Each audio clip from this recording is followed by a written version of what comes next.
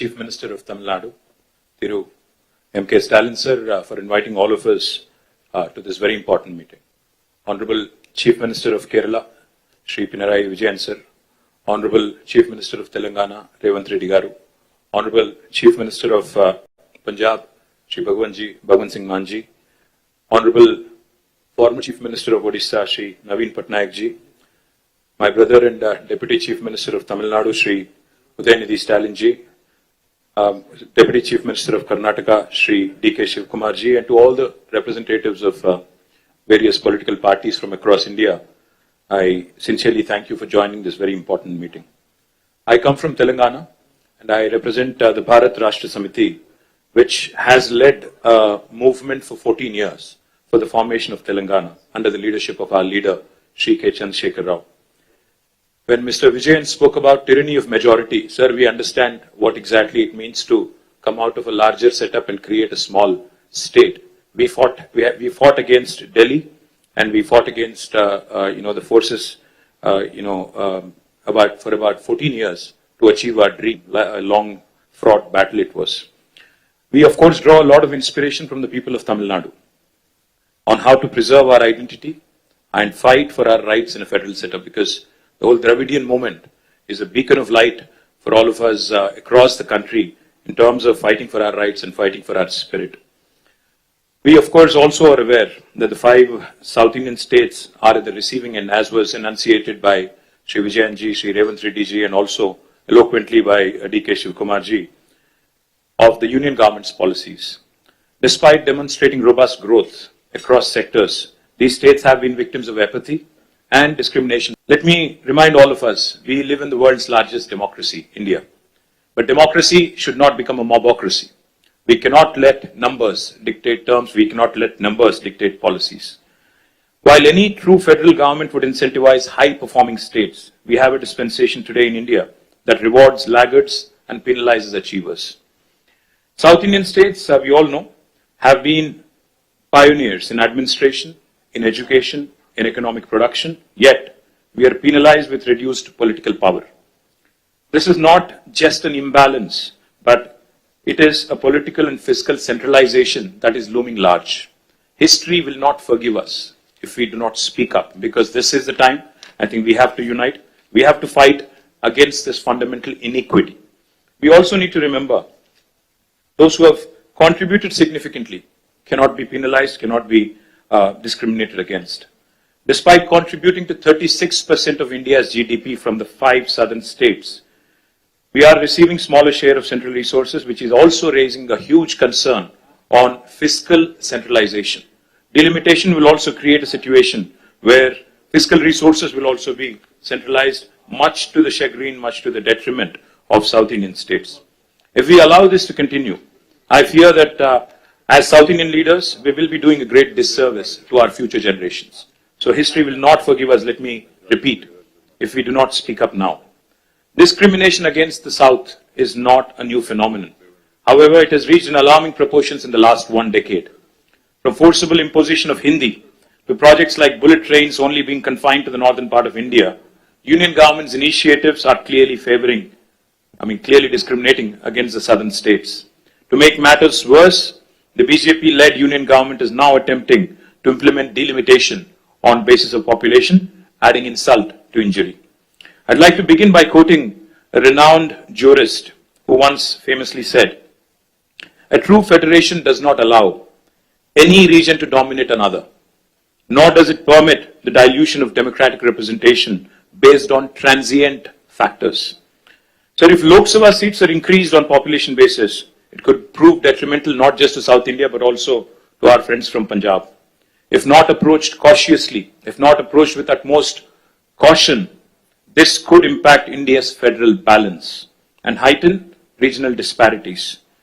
We all are Indians first, and then I think we have sub-regional identities, and we cannot have that be challenged. India is not a collection of administrative units.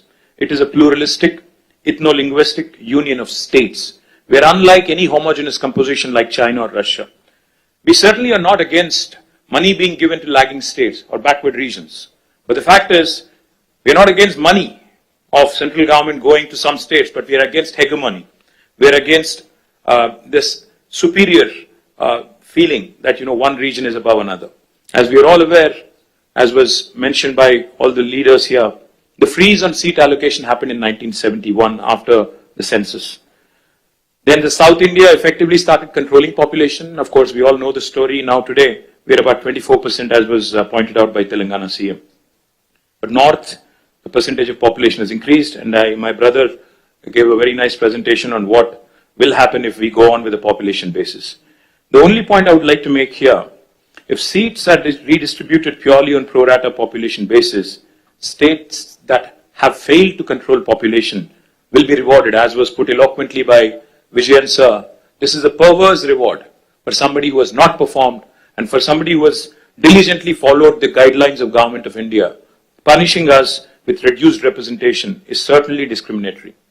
India's democracy must be built on progress, governance and economic contribution, not just population. A fair system should reward progress and encourage development in lagging regions. If India has to become a superpower by 2047, 100 years after we achieved independence, we must empower those driving the growth, not silence them. We must empower those who have done well over the last 7 decades and not punish them. Why do we not trust the words of Union Home Minister who says it will be pro rata and nobody will lose representation? I'll give you a classic example of Telangana. When the new state of Telangana was formed in 2014, we were given a promise in the State Reorganization Commission that the delimitation exercise will be taken up in both Telangana and Andhra Pradesh, and the number of seats in Telangana would be raised, MLA seats, that is, assembly seats, from 119 to 153 in Telangana, from 175 to 225 in Andhra. 11 years since then, and it's an act of the parliament, but no action has been initiated because it is inconvenient for BJP to increase the seats. Where it is convenient for them in Jammu and Kashmir and Assam, they've gone ahead and conducted delimitation. Where it is inconvenient for them in Andhra and Telangana, they've kept it aside. Why do we not trust them? Because, their action, their history speaks otherwise.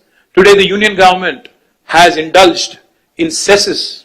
They've come out with cesses, a formula which basically deprives the states of devolution, of a rightful share in devolution. It's a constitutional right. Therefore, we have apprehensions. Therefore, we have a lot of doubts about the center's intentions. But I also would like to propose a few possible suggestions towards solutions. If the central government is determined to proceed with delimitation, I think as Stalin sir put it, fair delimitation is the ask.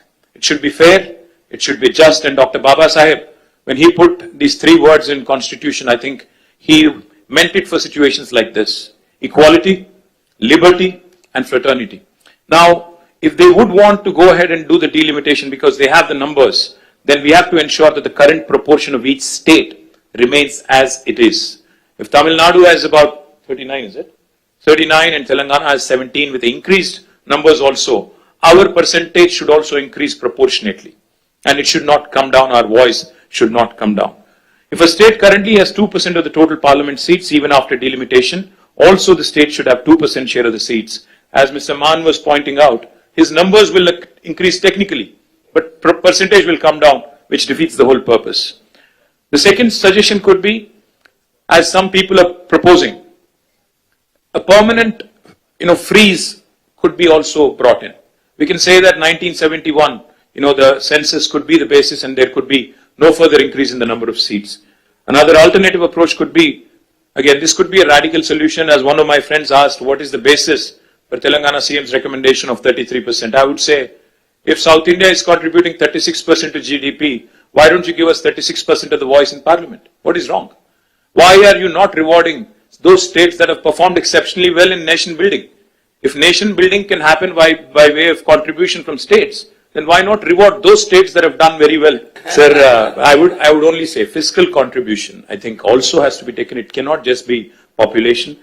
No one can ignore, because since even D.K. Shivakumar Anna mentioned fiscal contribution, let me point out, Telangana is only 2.8% of India's population, but we contribute to 5.2% of India's GDP. We're literally punching double our weight.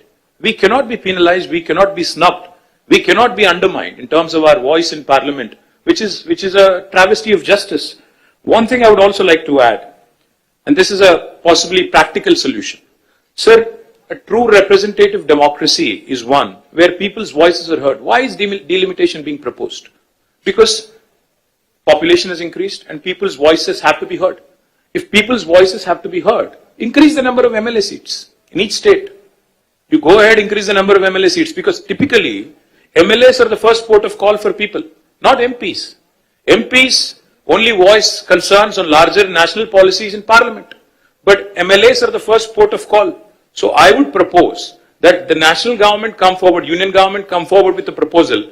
In lieu of increased population across the country, let us increase number of assembly seats in each state so that people are having more access to their MLAs, more decentralized setup. Also, I would like to say this is a fair formula because I think most states would be happy to see more representation. Finally, I would like to remind the union government from this forum, sir, that India is a union of states. Constitution clearly says we are a union of states. We are, like Pinarayi Vijayan sir said, federalism is not a gift, it is our right. So let us remind union government that our founding fathers stitched this great country together with immense grit, determination and tenacity. They understood that India is one of the most diverse nations on this planet and therefore thoughtfully incorporated essential concessions and guarantees into our constitution to build a strong foundation of mutual trust. Sadly, that very foundation is now being shaken by the current regime in New Delhi. Political representation for states in the Lok Sabha is a crucial and a very deeply emotive issue. The union government cannot be callous. They must not take any hasty steps without broad and inclusive consultations involving the people, political parties, state governments, independent activists, people's organizations, and civil society groups as well. India has just completed 75 years of its existence. Our national leadership should strive to heal the old wounds rather than create new ones. Union government should act like a big brother, not big boss. As a renowned scholar and statesman once said, the federal structure of India must ensure that no state, however small or large, it could be Manipur or it could be Uttar Pradesh, feels neglected in governance. Finally, cooperative federalism will make India stronger. Stronger the states, stronger the country. Cooperative federalism will make India stronger, not coercive federalism. Jai Telangana, Jai Hind. Thank you, Stalin sir.